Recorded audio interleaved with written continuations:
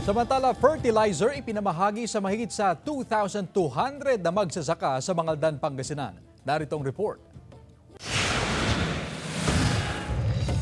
Namahagi ang Mangaldan Municipal Agriculture Office ng pataba sa 2,282 na magsasaka sa bayan. Bahagi ito ng programang Fertilizer Discount Voucher Caravan and Distribution na ginanap ngayong araw, September 17 sa Farmers Training Center. Umabot sa 7,041,400 pesos ang halaga ng mga ipinamigay na pataba. 2 sakong pataba sa kada 1 ektaryang palayan ang natanggap ng bawat magsasaka. Ang pinamimigay natin ang nakasalukuyan ay galing sa Department of Agriculture na national program ng RCEP na ito po ay inaano sa ating mga magsasaka na ang bawat 1 hectare katumbas na amount ng fertilizer ay 3,400.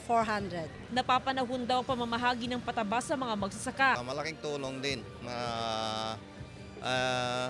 mababawasan yung kanilang puhunan sa pagtatanim ng palay po. Wala pa naman daw nakikita ang Agriculture Office na problema sa patubig.